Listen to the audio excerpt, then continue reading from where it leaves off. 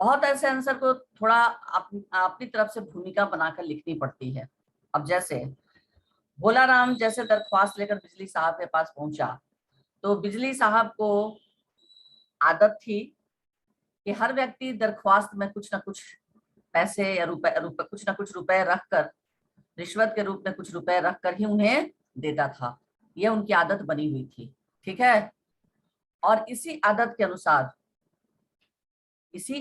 अनुसार बिजली साहब ने भोला राम द्वारा दिए हुए दरख्वास्त की तह को धीरे धीरे वे खोल रहे थे, यह सोचकर कि कहीं उसमें उसने रुपए रखे होंगे तो वो नीचे गिर ना जाएं, क्योंकि उनकी आदत थी। क्योंकि जो भी व्यक्ति अगर आता था उनके दफ्तर में दरख्वास्त लेकर, तो दरख्वास्त में कुछ ना कुछ रुपए वो अवश्य उसमें रखकर ही उन्हें देता था। और इसी आदत के अनुसार, ठीक है, इसी आदत के अनुसार बिजली साहब ने भोला राम द्वारा दिए गए दरख्वास्त की तह को धीरे धीरे खोला। उन्हें डर था कि कहीं उसमें रखे हुए रुपए नीचे न गिर जाए, ठीक है। नेक्स्ट क्वेश्चन है, ये समझ में आया क्वेश्चन नंबर 2? हाँ, yes ma'am. Yes ma'am. Yes ma'am. Answer होते हैं जिसको अपने तरफ से कुछ भूमिका देनी पड़ती है। अब जैसे बिजली साहब को आदत थी कि जो भी उनके पास आता था दरख्वास्त लेकर, तो उसमें वो कुछ रिश्वत के रूप में रुपए रख कर ही उनको देता था। और जब भोला राम ने भी उनको दरख्वास्त दिया तो उनको लगा कि इसमें भी रुपए होंगे, और इसीलिए वो उसकी तह को धीरे धीरे खोल रहे थे। ओके, समझ में आ गया आंसर? अब आप यस मैम। समझ लीजिए और ये तरीका सीखिए कि किस तरह से आंसर, जरूरी नहीं है कि हूबहू किताबी लैंग्वेज को लिखा जाए। क्लास 8 के बच्चों में इतनी तो क्षमता होनी चाहिए ना कि कुछ खुद से भी बनाकर लिखें।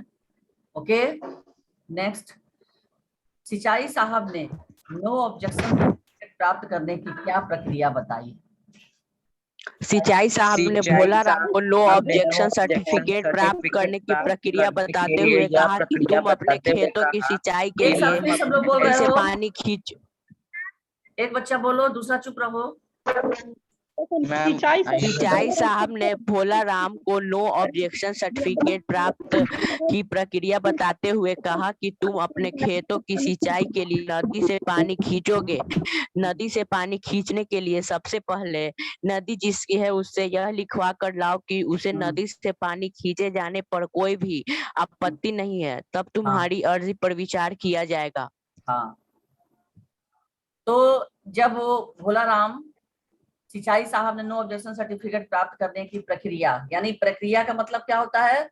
तरीका, कहां से तुम लेकर आओगे, तो उन्होंने क्या बताया पहले कि नक्शा, यहाँ पर पंप लगाना चाहते हो तो वह जगह, उस जगह का नक्शा, भूमि स्वामी का प्रमाण पत्र, ये सारे लेकर आओ, ठीक है। फिर भोला राम ने कहा कि ठीक है। उसके बाद वो नक्शा और प्रमाण पत्र जब लेकर भोला राम पहुंचा, तो उन्होंने क्या कहा उसे? प्रमाण पत्र और नक्शा लेकर जब वो भोला राम बिजली ऑफिस के पास पहुंचा, तो उन्होंने कहा कि खेत भी तुम्हारे हैं, पंप भी तुम्हारा है, लेकिन पानी कहाँ से खींचोगे? तो उसने कहा नदी से। तो उन्होंने कहा कि नदी किसकी है पता है? भोला राम ने कहा नहीं। तो उन्होंने कहा कि अब तुम नदी जिसकी है उसके पास जाओ और लिखवा कर उसे लेकर आओ कि उसे पानी देने में कोई आपत्ति नहीं है। पहले तो बिजली साहब ने अड़ंगा क्या डाला कि वो भूमि किसकी है जहां पर तुम पंप लगाओगे, वो भूमि किसकी है, उस भूमि का प्रमाण पत्र और नक्शा लेकर आओ। पहला अड़ंगा उन्होंने ये लगाया। तो भोला राम नक्शा और प्रमाण पत्र लेकर उनके पास पहुंचे, तब फिर उन्होंने कहा कि राम को लगा कि प्रमाण पत्र नक्शा लेकर चले जा रहे हैं तो शायद मेरा काम हो जाए, लेकिन तब उन्होंने कहा कि अब ये बताओ कि जहां से तुम पानी नदी से, वो नदी किसकी है? हर्षराज, किसके घर से आवाज आ रही है? जिसके घर से भी आवाज आ रही है ऑफ करो।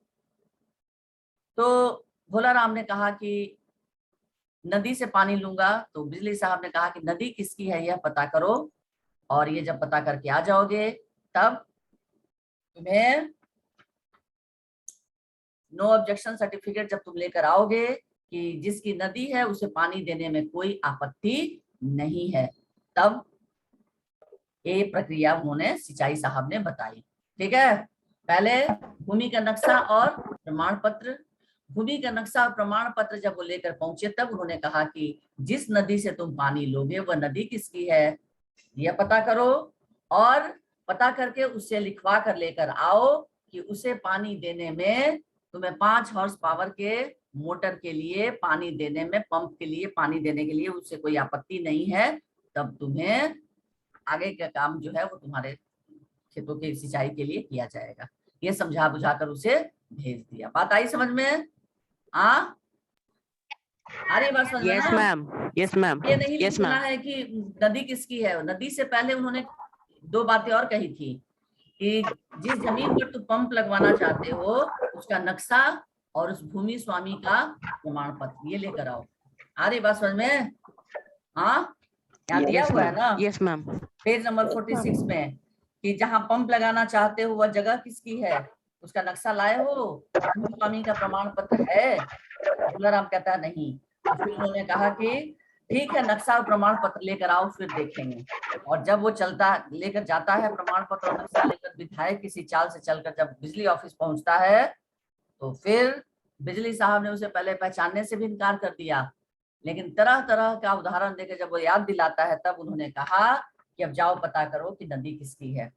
ठीक है, उसे पानी देने में तो कोई आपत्ति नहीं है, तब फिर आगे की कार्रवाई करेंगे। क्लियर हुआ सबको आंसर? हाँ, यस मैम। फिर वीडियो भी देख लेना, अगर आंसर में फिर कहीं गड़बड़ी होगी लिखने में तो वीडियो सुन लेना, मैं जो वीडियो भेजती हूँ फिर उसे लिख लेना। ओके, बट गलत आंसर मत लिखो और किताबी भाषा का पूरा प्रयोग मत करो आप लोग। ठीक है, नेक्स्ट, महान राष्ट्रीय परंपरा किसे कहा गया है? भोला राम ने महान राष्ट्रीय परंपरा बिना अनुमति के काम करने को कहा गया है। भोला राम ने इसका उल्लंघन किया क्योंकि वह एक ईमानदार व्यक्ति था और उसे सरकारी नियम कानूनों पर पूरा भरोसा था। महान राष्ट्रीय परंपरा यहाँ पे सरकारी नियमों का उल्लंघन करने को कहा गया है। भोला राम ने इसका उल्लंघन इसलिए किया क्योंकि उसे लगता था कि अगर यदि मैं सभी सरकारी नियमों के अनुसार चलूंगा तो ये अच्छा और ईमानदारी का काम होगा और आगे जाके भविष्य में अगर कोई अफसर चेकिंग के लिए आएंगे तो मुझे कोई परेशानी नहीं होगी। हाँ, वेरी गुड। यानी महान राष्ट्रीय, हाँ बोलो मैम कैन आई टेल? हाँ, यस। महान राष्ट्रीय परंपरा यहाँ महान राष्ट्रीय परंपरा यहाँ बिना अनुमति और गलत तरीके से काम करने को कहा गया है। भोला राम ने इसका उल्लंघन इसलिए किया क्योंकि उसके आंखों में संस्कारों का पानी चढ़ा हुआ था। वह नहीं चाहता था कि मैं किसी गलत तरीके या बिना अनुमति के काम करूं। यदि मैं ऐसा करता हूं तो मुझे आगे खुद कष्ट झेलने पड़ेंगे भविष्य में। हाँ, वेरी गुड। हाँ, वेरी गुड, सबका आंसर बहुत अच्छा था, सभी बच्चों ने बहुत बढ़िया आंसर दिया। इसको थोड़ा सा मैं कर देती हूँ, इसी चीज को आप लोगों ने जो कहा उसी को मैं बता दे रही हूँ सिलसिलेवार तरीके से कि महान राष्ट्रीय परंपरा, इस पाठ के अंतर्गत महान राष्ट्रीय परंपरा का अर्थ है बिना सरकारी दफ्तरों से अनुमति लिए किसी भी कार्य को अनुचित तरीके से करना। ठीक है, अब वो चाहे बिजली विभाग का हो या टेलीफोन विभाग का हो, यानी जितने भी सरकारी दफ्तर हैं, तो सरकारी दफ्तरों से बिना किसी चीज की, बिना किसी नियम कानून के, है ना, बिना उनकी अनुमति के किसी कार्य को करना ही अनुचित तरीके से करना या गलत तरीके से बिना अनुमति लिए किसी कार्य को करना, यहाँ महान राष्ट्रीय परंपरा इस पाठ में कहा गया है। ओके, भोला राम ने इस महान राष्ट्रीय परंपरा का उल्लंघन किया। उसके मित्रों ने भी उसे बहुत समझाया कि तुम्हें सरकारी दफ्तरों में चक्कर लगाते लगाते तुम्हें पूरा समय तुम्हारा बीत जाएगा, लेकिन तुम्हें अनुमति नहीं मिलेगी, अतः तुम इसी परंपरा का पालन करो। लेकिन भोला राम नहीं माना, उसने इस परंपरा का उल्लंघन किया क्योंकि उसे लगा वो बहुत संस्कारी और ईमानदार व्यक्ति था। भोला राम, उसे लगा कि यदि वह अनुमति लेकर यदि कोई कार्य करता है तो भविष्य में कभी भी उसे कोई परेशानी नहीं होगी। आई बात समझ में? हाँ, उसके Yes, मित्रों ने भी ma'am. उसे समझाया, लेकिन उसने उनकी बात नहीं मानी, क्योंकि उसे लगा कि अगर वह नियम के और कानून के तहत कोई काम करता है तो फिर उसे भविष्य में कभी कोई परेशानी नहीं होगी। इसीलिए उसने इस महान राष्ट्रीय परंपरा का उल्लंघन किया। आई बात समझ में बच्चों? हाँ, नेक्स्ट। Yes, ma'am. पाठ के माध्यम से लेखक ने किस सच्चाई को उजागर किया है? पाठ के माध्यम से। इस पाठ के माध्यम से लेखक ने वर्तमान समाज के घूसखोरी और अधिकारियों द्वारा जैसे गतिविधियों सब लोग अपना ऑफ रखो माइक। श्रुति, तुम्हारे घर से आवाज आ रही है क्या? माइक ऑफ रखो, जिनको बोलना होगा वही अपना माइक ऑन करेंगे। हाँ बोलो। मैम कैनेटर। हाँ ये बोलो।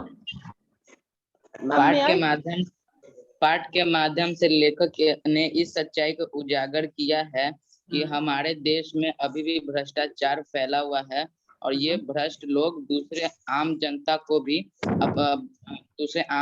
भी गलत काम करने का प्रेरित देते हैं, गलत काम करने के लिए प्रेरित करते हैं, है ना?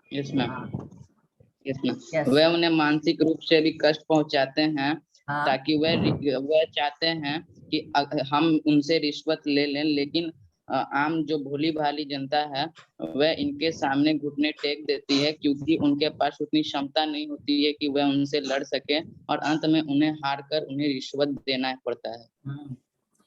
इस पाठ के माध्यम से लेखक ने वर्तमान समाज के सरकारी तंत्र के लगभग सभी विभागों में फैले भ्रष्टाचार, घूसखोरी और अधिकारियों द्वारा काम में ढिलाई होने जैसा समाज विरोधी गतिविधियों का जीवंत रूप प्रस्तुत किया है, जिससे समाज के गरीब वर्ग के लोगों को काफी दिक्कतें आती हैं।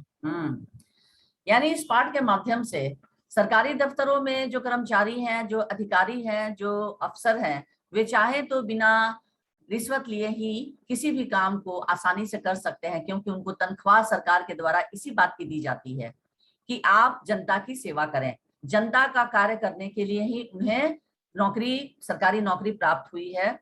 तनख्वाह भी मोटी तनख्वाह लेते हैं, कम तनख्वाह नहीं है सरकारी कर्मचारियों की, मोटी तनख्वाह भी लेते हैं सरकार से, लेकिन रिश्वत भी खाने की उनकी आदत है। बिना रिश्वत लिए वे कोई भी काम नहीं करते। एक दरख्वास्त को आगे तक नहीं बढ़ाते हैं, उस पर हस्ताक्षर तक नहीं करते हैं, उस पर कोई कार्रवाई तक नहीं करते हैं, क्योंकि आज भी इस सरकारी तंत्र में रिश्वतखोरी, घूसखोरी, मुनाफाखोरी पूरी तरह से व्याप्त है और इसका भुगतान भोली भाली जनता को करना पड़ता है।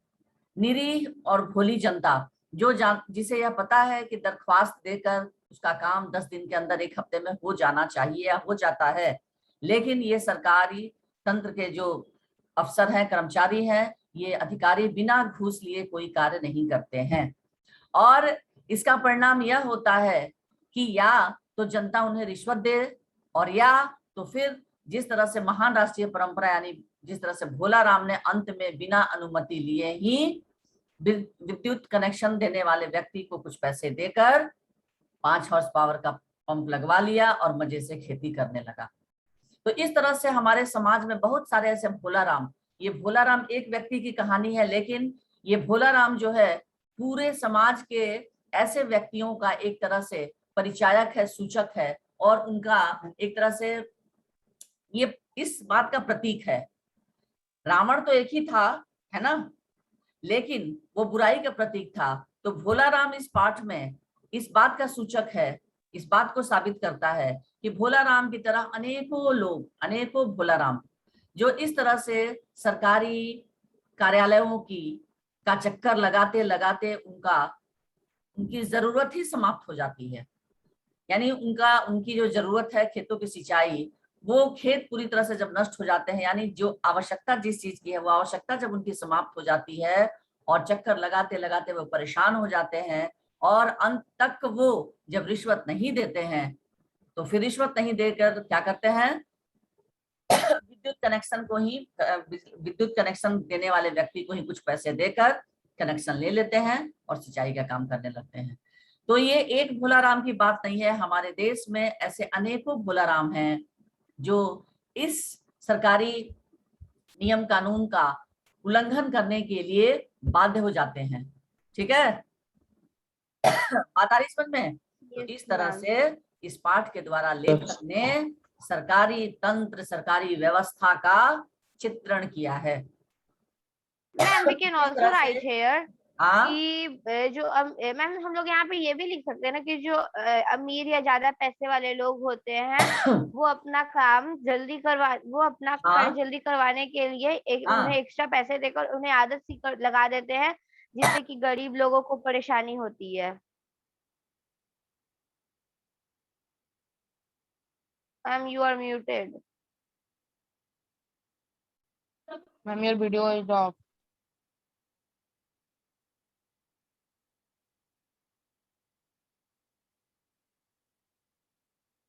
Ma'am you are muted. हाँ, तुम लोग ये भी लिख सकते हो कि कुछ पैसे वाले लोग, हमारे समाज में बहुत ऐसे लोग हैं जो अपने काम को जल्दी करवाने के लिए रिश्वत देकर इन लोगों का मन बढ़ा देते हैं और आदत बना देते हैं, और ये उन लोगों से पैसे लेते लेते इनकी आदत बन जाती है। ये गरीबों से भी पैसे लेने की, गरीबों से भी पैसा लेना नहीं छोड़ते हैं। बेशक मोटी रकम ना हो, कुछ कम ही हो, लेकिन इनकी आदत बन जाती है, तो बिना रिश्वत लिए ये काम भी नहीं करना चाहते हैं। तो इस तरह से हमारे समाज में ये रिश्वतखोरी और घूसखोरी का इन्होंने कवि लेखक ने चित्रण किया है। बात आ रही समझ में? ये आंसर आप देखिए, एक बात आप लोग समझ लीजिए बच्चों कि आंसर आपका पूरा बड़ा होना चाहिए। पूरा ये नहीं सोचना चाहिए कि इतना 10 पंक्ति हो गया, 8 पंक्ति हो गया, नहीं। अब आपका आंसर यदि आपके पास पूरा पर्याप्त लिखा रहेगा तो परीक्षा में अगर 2 नंबर के लिए आता है तो उस हिसाब से लिखिए, 4 नंबर के लिए आता है तो उस हिसाब से लिखिए, 5 नंबर के लिए आता है तो उस हिसाब से लिखिए। छोटा करना तो 2 नंबर के लिए कम से कम कितना लाइन लिखना होगा? 2 नंबर 5 नंबर के लिए नहीं होगा बच्चों, 4 से 5 पंक्ति और टू द पॉइंट लिखना होगा 2 नंबर के लिए। हाँ जी बिल्कुल। तो मेरा ये कहना है कि अगर आपके पास आंसर पूरा लिखा हो, सारी बातें उसमें समाहित हो, तो आप तो उसको एक बार पढ़ लेंगे तो समझ में आ जाएगा कि हाँ ये भी लिखना है, ये भी लिखना है, ये भी लिखना है, कितनी सारी चीजें हैं। अब वो 5 नंबर में आ रहा है तो आप पूरा लिखेंगे, 2 नंबर में आ रहा है तो उसको थोड़ा छोटा करके लिखेंगे, 4 नंबर के लिए आ रहा है तो उससे थोड़ा बड़ा करेंगे, बट आपके पास आंसर का पूरा मटेरियल होना चाहिए। बात आ रही समझ में? तो बच्चों लिखने में कंजूसी न करें आप लोग, आंसर जो है आपका पर्याप्त होना चाहिए। ठीक है, ओके। और फिर परीक्षा में आप अकॉर्डिंग टू नंबर आपको लिखना है। ठीक है, आ गई मेरी बात समझ में? मेरी बात समझ में आ रही है ना? नेक्स्ट, पाठ के आधार पर लिखिए कि नीचे दिए गए कथन किसने कहे, क्यों कहे। केवल दरख्वास्त, और क्या देना पड़ता है नहीं मालूम है? किसने कहा? बिजली साहब ने, भोला राम बिजली साहब ने। यस, बिजली साहब ने लिखकर पूर्ण विराम। क्यों कहा? भोला राम से घूस लेने की आशा में। क्योंकि भोला राम ने रिश्वत नहीं दिया था, है ना? भोला राम ने रिश्वत नहीं दिया था, इसीलिए उन्होंने कहा कि केवल दरख्वास्त, और क्या देना पड़ता नहीं मालूम है, क्योंकि भोला राम ने रिश्वत नहीं दिया था। सिंपल ये लिखोगे। ख, अरे नदी हमारी होती तो अब तक केवल रिकॉर्ड में दिखाई देती। किसने कहा? जंगल साहब ने कहा। जंगल साहब ने। क्यों कहा? क्योंकि जंगल की तरह वे नदी के पानी तक को बेच देते, क्योंकि बताने के लिए जंगल की तरह वे नदी के पानी तक को बेच देते। इसलिए उन्होंने कहा कि क्या अब तक ये कागज पर ही दिखाई देती, कब तक इसके एक एक बूंद को रॉयल्टी पर उठा देते। मतलब जंगल की तरह वे नदी के पानी तक को बेच देते। ठीक है, ये लिखोगे तुम लोग इसमें दूसरे वाले में। तीसरा, सरकारी नौकर हैं, सरकारी बैठकों दौरों से फुर्सत मिलेगी तब सोचेंगे। ये किसने कहा? सिंचाई साहब ने। सिंचाई साहब ने, क्योंकि वे भी दूसरे अफसरों की तरह बिना रिश्वत लिए भोला राम का काम नहीं करना चाहते थे। आई बात समझ में? इस तीसरे वाले में क्यों कहा? तो क्योंकि वे भी दूसरे अफसरों की तरह बिना रिश्वत लिए भोला राम का काम नहीं करना चाहते थे। क्लियर हुआ बच्चों? Yes clear ma'am. हुआ? Yes ma'am. समझ में आ गई? अब बातचीत के लिए ये बातचीत के लिए कक्षा में जब आप लोग आएंगे तो मैं पूछूंगी कि वर्तमान समय में यदि कोई भोलाराम जैसी समस्या में फंस जाए तो उसे क्या करना चाहिए। पाठ में सरकारी अधिकारियों की कार्य प्रणाली के विषय में पढ़कर आपको क्या समझ आया, चर्चा कीजिए। आ बला पकड़ गला का क्या अर्थ है, यानी जानबूझकर मुसीबत मोल लेना। इसका प्रयोग भोलाराम के लिए क्यों किया गया, क्योंकि उसके दोस्तों ने बताया कि सरकारी कार्यालयों का चक्कर मत काटो, दरख्वास्त देने से कोई फायदा नहीं है, या तो दरख्वास्त दो तो फिर रिश्वत भी दो, और अगर रिश्वत नहीं दोगे तो बिना अनुमति के महान राष्ट्रीय परंपरा के तहत बिना अनुमति लिए सरकारी दफ्तरों से तुम अपने खेतों में पंप लगवाओ और मजे से खेती करो। ठीक है। अरे नदी हमारी होती तो अब तक केवल रिकॉर्ड में दिखाई देती, वास्तविकता में पेड़ों की तरह कब की साफ हो गई होती। कथन का अर्थ समझाइए। यानी यहाँ पर जंगल अफसर भी पूरी तरह से घूसखोर और रिश्वतखोर और भ्रष्टाचारी व्यक्ति थे, है ना। वो पूरी तरह से भ्रष्टाचारी व्यक्ति थे, और नदी की तरह वो उनका कहना है कि अगर नदी हमारी होती तो क्या अब तक केवल रिकॉर्ड में दिखाई देती। यानी जिस तरह से मैंने पेड़ों का जंगल को में जितने भी पेड़ हैं उनकी मैं सफाई कर रहा हूँ, यानी सफाई करने का तात्पर्य क्या है, जंगल में जो पेड़ है उनको मैं कटवाता हूँ और बेच देता हूँ। ठीक है। तो उसी तरह नदी की पानी को क्या मैं अब तक सिर्फ कागज पर दिखाता, उसकी एक एक बूंद को मैं कब तक बेच चुका रहता। उनके इस कथन से यह पता चलता है कि वे पूरी तरह से भ्रष्टाचारी और घुसखोर व्यक्ति थे। यानी सिर्फ सरकार के द्वारा तनख्वाह से उनका मन नहीं भरता था। ठीक है। उसमें उनको संतोष नहीं था। वे गलत काम, कोई भी गलत काम करने से वो बाज नहीं आते थे या संकोच नहीं करते थे। ठीक है। उसके बाद इस पाठ के लिए कोई अन्य शीर्षक सुझाइए, वो उसका कारण भी बताइए। यानी आपको लगता है कि इस पाठ का कोई अन्य शीर्षक, ये सभी बच्चे आप लोग करके रखेंगे, दिमाग में सोच कर रखेंगे, क्योंकि मैं कक्षा में पूछूंगी। ठीक है। इस पर मार्क्स भी है। क्लास वर्क किसी को क्लास में जैसे आप लोगों का ये अनुमान और कल्पना के आधार पर कि कोई अन्य शीर्षक यहाँ पे है, जब भोलाराम ने पंप लगाया। इसके अलावा आप लोग और भी कुछ सोच सकते हैं। भ्रष्ट अधिकारियों की गाथा, ये भी तो हो सकता है। हाँ, भ्रष्ट सरकारी अफसरों की गाथा या कहानी, है ना, या बिना रिश्वतखोरी सरकारी अफसरों सरकारी कार्यालयों में कोई काम नहीं। ठीक है। कुछ भी आप लिख सकते हो, यानी इस पाठ के आधार पर आपको शीर्षक भ्रष्टाचार की दुनिया, यह भी हो सकता है। पर भ्रष्टाचार की दुनिया, सरकारी दफ्तरों में भ्रष्टाचार की दुनिया, या सरकारी दफ्तरों में या सरकारी अधिकारियों द्वारा लोगों को तंग करना, कुछ भी आप लोग शीर्षक लिख सकते हैं जो आपको लगे कि हाँ ये इसका शीर्षक क्यों है और उसका कारण। पंप लगवाने की प्रक्रिया के दौरान भोलाराम की सोच में क्या क्या परिवर्तन आए होंगे। यानी आप अपने आप को भोलाराम सोचिए, और जब पंप लगवाने के लिए आपको कहाँ कहाँ जाना पड़ रहा है, कितने लोगों के पास दौड़ना पड़ रहा है, और आप शुरू में जब आपके मन में कितना उल्लास था जब आप दरख्वास्त लेकर जाते हैं, तो इस भावना से कि दरख्वास्त तो लेकर मैं जा रहा हूँ, मेरा काम 10 दिन में तो हो ही जाएगा। क्योंकि सरकारी तंत्र पर, सरकारी कार्यालयों में पूरी तरह से आस्था थी भोलाराम की।